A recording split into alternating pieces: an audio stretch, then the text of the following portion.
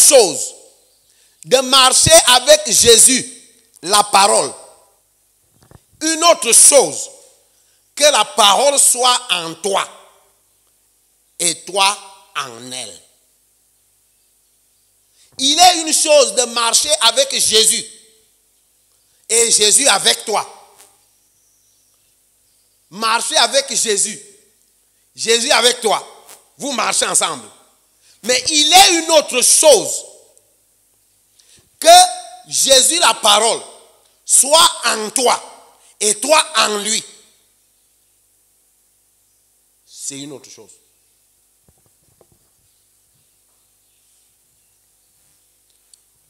Si je veux devenir chrétien aujourd'hui, il suffit qu'on me conduise à Christ.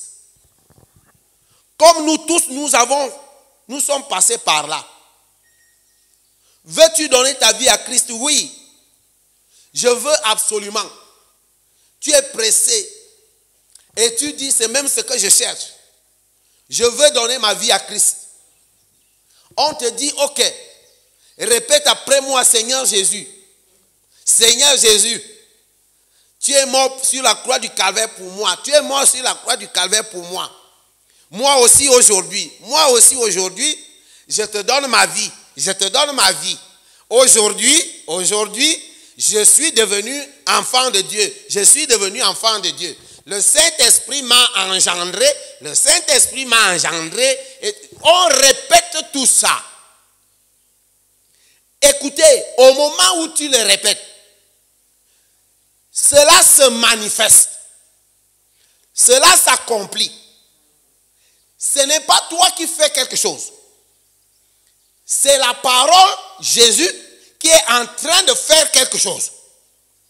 Mais il y a une autre chose, une autre étape que nous avons souvent confondue.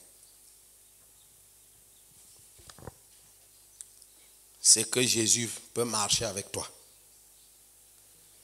Tu marches avec Jésus. Mais une autre chose, c'est Jésus en toi et toi en Jésus. Ça, c'est une autre chose. Et honnêtement parlant, nous ne prenons plus trop cela au sérieux. Le christianisme ne prend pas ça au sérieux. Alors que toute la clé de la vie chrétienne réside là. La première différence entre la vie chrétienne et la religion, c'est le petit point que tu vois là. Jésus traverse la chair. Il traverse la chair et rentre en toi. Il habite en toi et toi tu habites en lui. C'est ça le problème. Et on peut nous enseigner la parole. La parole c'est Jésus. La parole c'est Jésus. Ben, est-ce que tu l'ignores? Ce n'est pas ça. La parole, c'est Jésus. Est-ce que tu es conscient que c'est Jésus qui est écrit là? Est-ce que tu es conscient dans ton cœur, dans ta conscience, est-ce que tu te dis effectivement que c'est Jésus qui est écrit? Mais c'est ça le problème. Nicodème vient de révéler la différence. La différence qu'il y a entre le docteur qui a donné la loi de Moïse. Qui a donné la loi de Moïse? C'est Dieu.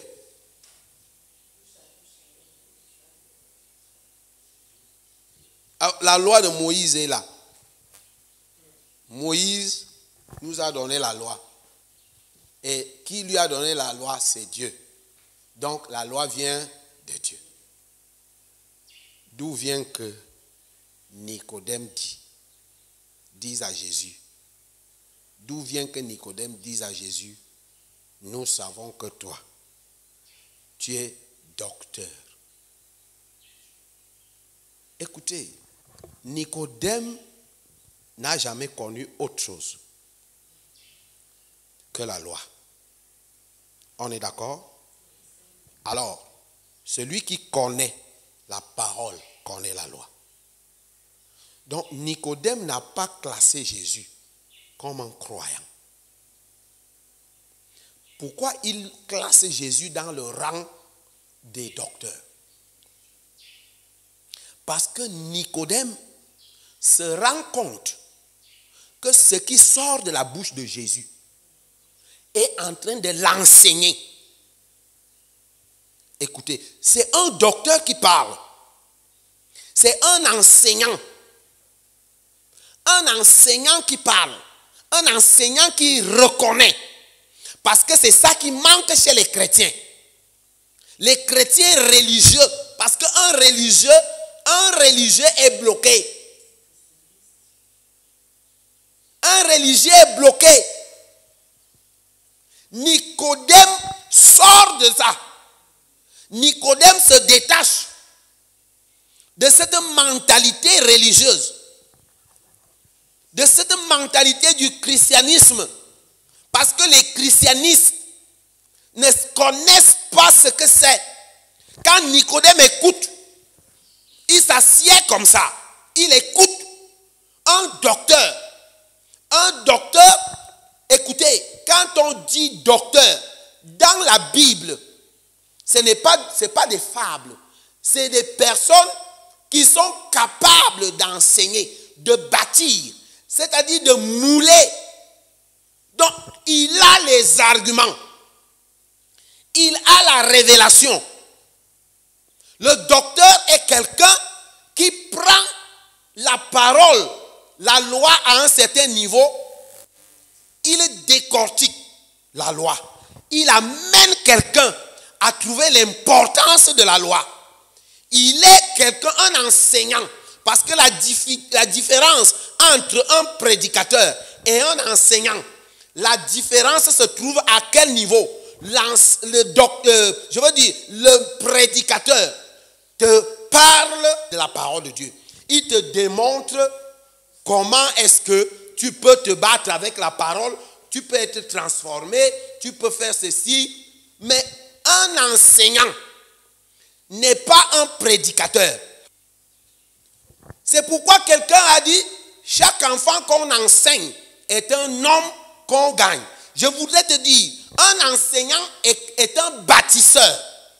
Un enseignant est quelqu'un qui forme, quelqu'un qui moule un homme, qui bâtit un homme, qui amène l'homme à devenir homme. Il te prend au point zéro. Donc depuis la petite section, la grande section.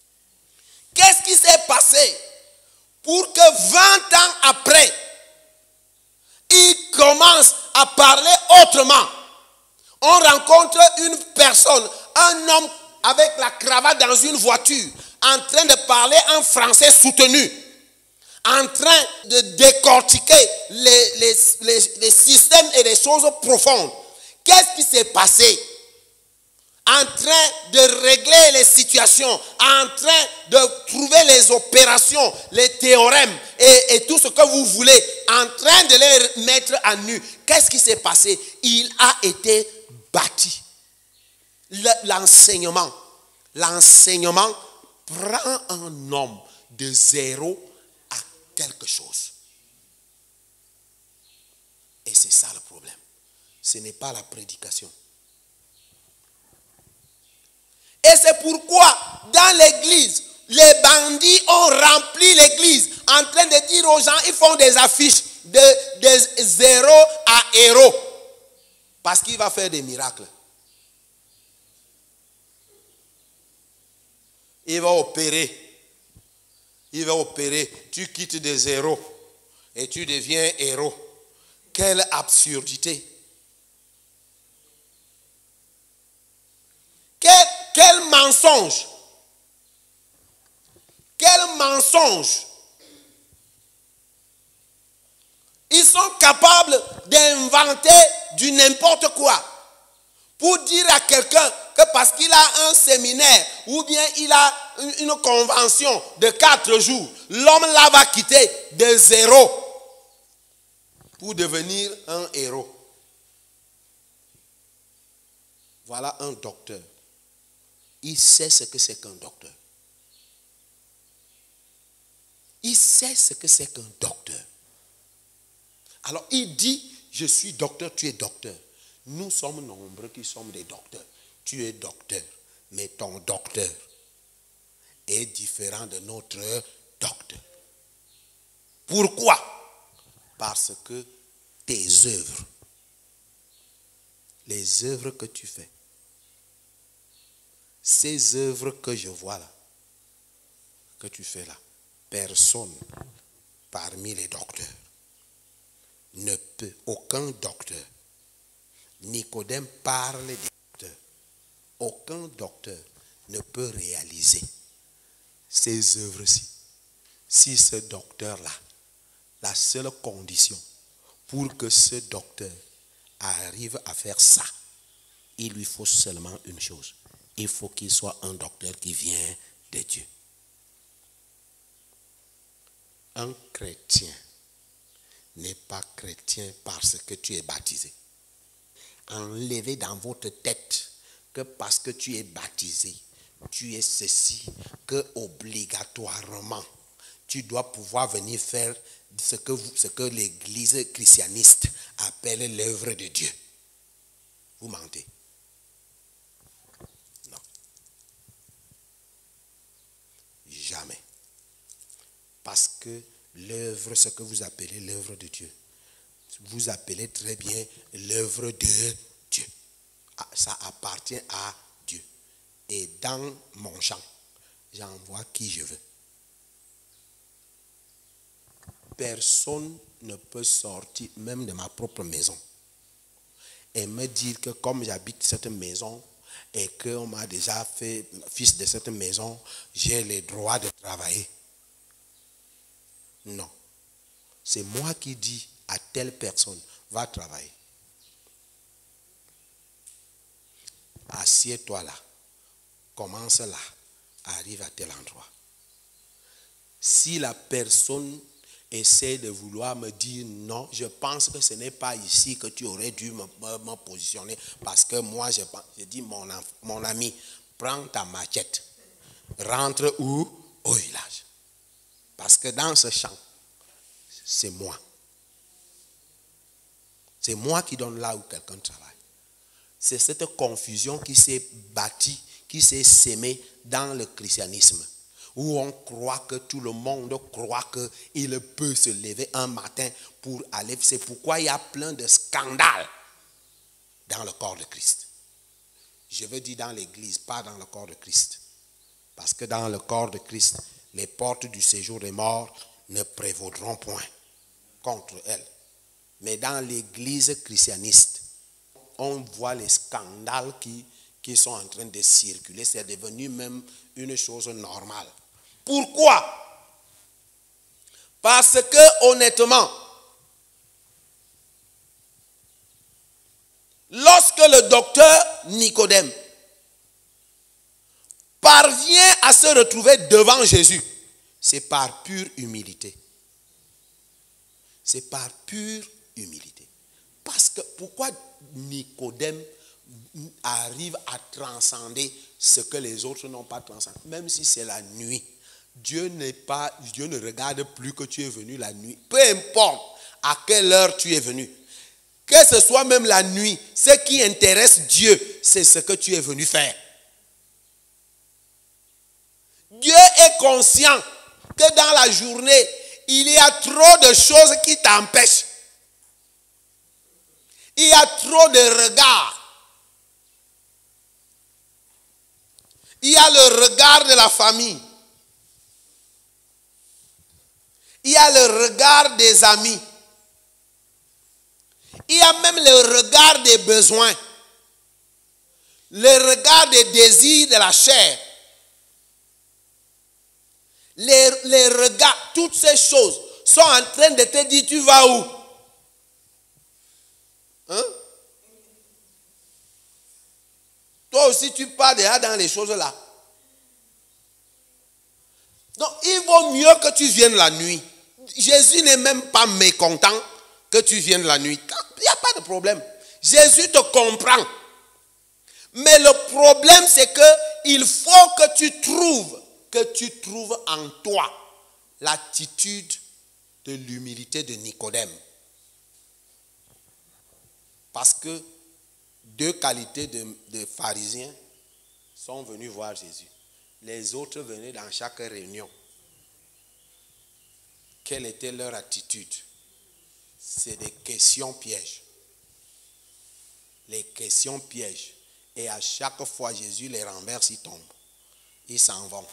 La prochaine réunion, Jésus ne mettait pas les plaques. Jésus ne mettait pas les affiches. Jésus ne faisait pas les banderoles. Jésus n'envoyait pas les tracts pour qu'on puisse... Mais d'où venait qu'à chaque réunion, quand Jésus voit les gens venir, on voit les rabbis. Les rabbis viennent, oui. Ils sont déjà avec les robes. Qui vous a invité? Qui vous a invité? Et dès que Jésus finit, Jésus est même encore en train de parler. Maître, les pharisiens arrêtaient toujours Jésus. Maître, quand tu dis ça, pourquoi tu dis ça? Jésus répond. Les gens pour qui même Jésus est en train de poser, certains sont seulement la bouche ouverte. Et ils écoutent. Personne ne dit rien. Mais c'est les rabbis qui sont toujours en train de dire. Écoutez, il ne suffit pas de marcher avec Jésus, la parole. Parce que quand tu dis que je connais déjà la parole, ça veut dire que tu dis que tu connais déjà Jésus. Quand tu dis que j'ai la révélation, assure-toi que tu es en train de dire qu'il n'y a pas une autre révélation que la révélation de Jésus. C'est pourquoi Philippe va dire, montre-nous le Père. Après avoir marché avec Jésus pendant 3 ans. Il dit, montre-nous le Père. C'est bizarre. C'est-à-dire, Philippe ne connaît pas. Il n'a pas encore connu Jésus. Il ne suffit pas. Philippe est déjà chrétien. Chrétien, c'est petit Christ. Ce n'est pas ça? Philippe est chrétien. Il marche, il n'est même pas chrétien comme toi. Tu ne peux pas dépasser Philippe. Philippe est avec Jésus.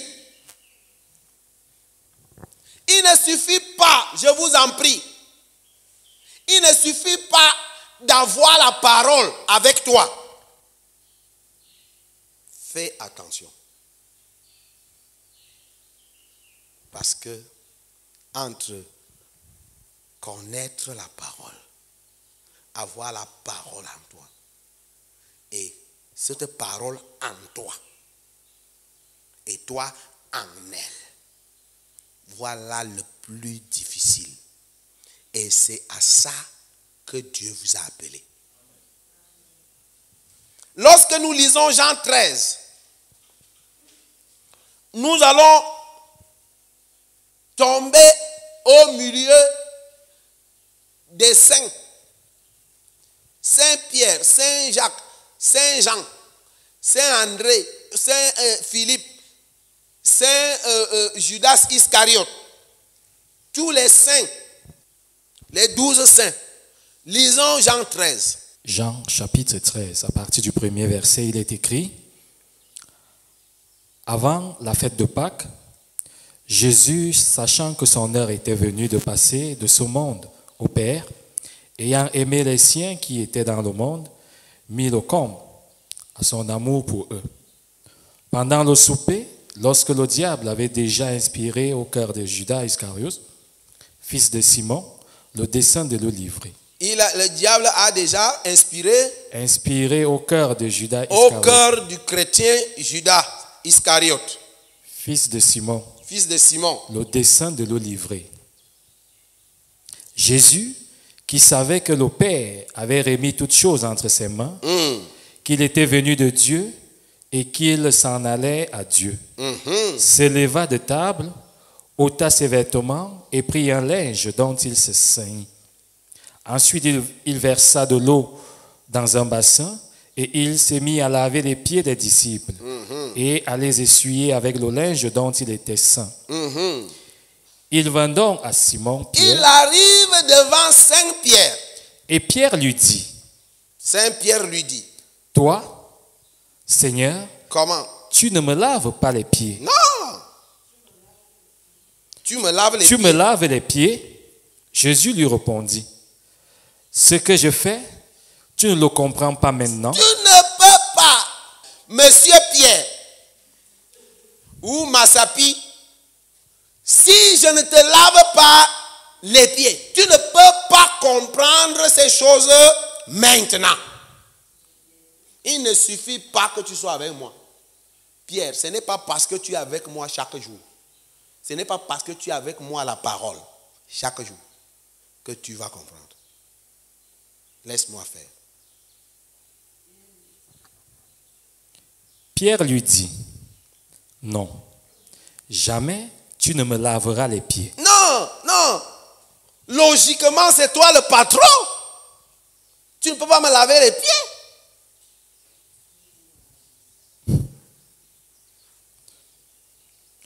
Jésus lui répondit. Et Jésus la parole répond. Si je ne te lave, si moi la parole, je ne te lave pas, tu n'auras point de part avec moi. Tu n'as pas de part avec moi. Écoutez bien. Si moi la parole, je ne t'ai pas purifié, je ne t'ai pas lavé. Si moi la parole, vous allez beau refuser, vous allez beau manifester que la parole est dure.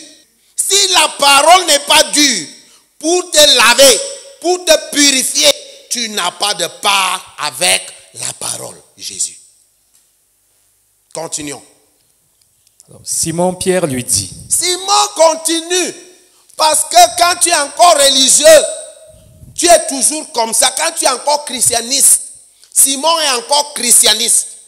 Il ne fait qu'insister parce qu'il faut raisonner avec la parole. Tu vas voir, lorsqu'on te parle la parole, tu as envie de raisonner.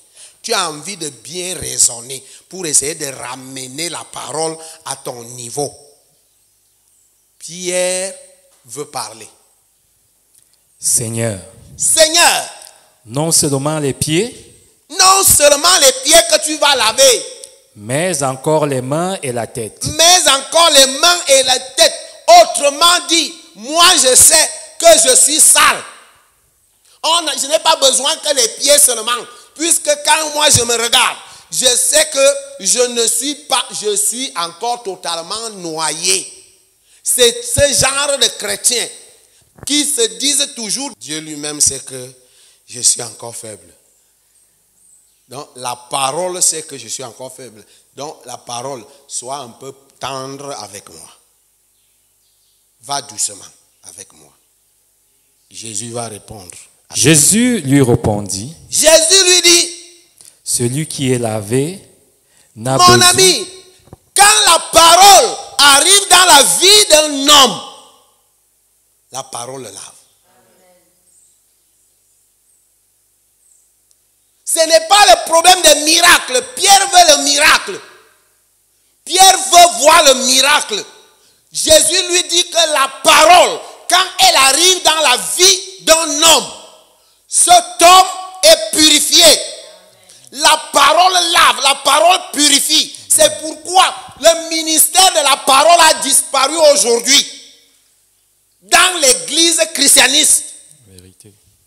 Dans l'église christianiste, la parole a disparu.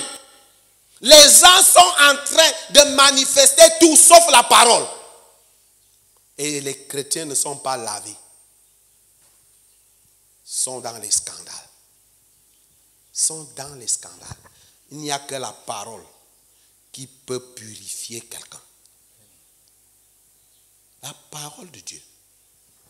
Jésus lui dit, Pierre, celui qui est déjà lavé, moi, Jésus, la parole, tu es avec moi.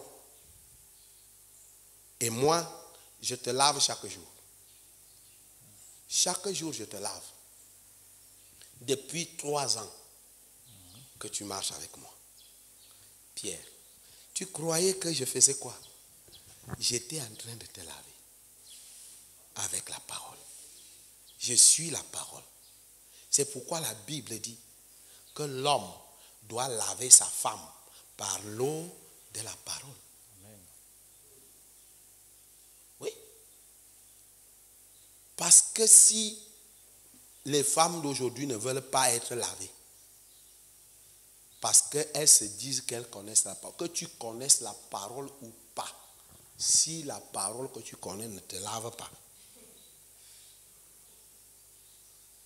tu l'auras connue en vain. C'est les femmes qui ont plus de difficultés. Parce que Satan ne fait que les tromper. Vous allez constater dès qu'une femme donne sa vie à Jésus, Jésus n'a même pas encore mis la vie dans la poche. Elle a récupéré. Elle va dire à son mari, tu es un démon. Tu es un sorcier. Et tout ça vient du fait que on ne les enseigne pas. On n'enseigne pas. On leur fait croire que les miracles et les choses peuvent les aider. C'est dommage. Tu ne peux pas me dire que Jésus est le prince de paix. Et quand tu rencontres le prince de paix, tu le prends. Tu lui dis, je te donne ma vie. Accompagne-moi à la maison. Quand vous arrivez chez vous à la maison, c'est le feu c'est le boum. Le prince de paix est là avec toi. Vous vous chauffez dans le feu de chez toi, le feu de ta maison. Puisque c'est le prince de paix, ça veut dire que la paix que tu amènes doit entrer dans ta famille, dans ta maison, dans ton foyer. D'où vient que Jésus, à gauche, à droite, ton démon de Marie.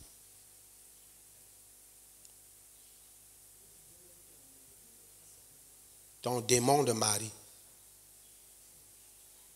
Écoutez bien. Je ne crois pas à ce genre de Jésus. C'est pourquoi j'ai chanté mon Jésus. Et c'est pourquoi je dis aux gens, le problème c'est que ton Jésus et mon Jésus n'arrivent pas à cohabiter. Parce que quand il y a déjà deux Jésus, un Jésus le feu, un autre Jésus de paix, ils ne peuvent pas habiter ensemble. Ils ne peuvent pas. Ils ne peuvent pas habiter ensemble. Pierre est encore christianiste. Il n'est pas encore dans la vie chrétienne victorieuse. Pierre est encore christianiste. Parce que dans le christianisme, on trouve encore cette attitude de Pierre. Oui. Il veut voir, il veut le témoignage que vraiment Jésus lui-même m'a lavé la tête, il m'a lavé les mains, il m'a lavé les pieds. Jésus lui dit que Pierre, ça ne se passe pas comme ça. Je n'ai pas besoin d'utiliser la même l'eau que j'ai là pour laver ta tête, pour laver tes mains, pour laver tes pieds. Parce que la parole que je prononce, cette parole est esprit et vie. Cette parole agit puissamment. Donc, là où tu es là, les pieds doivent être tout simplement lavés parce que ces pieds sont en contact avec la malédiction du sol. il faut les laver. Pierre, c'est moi, la parole.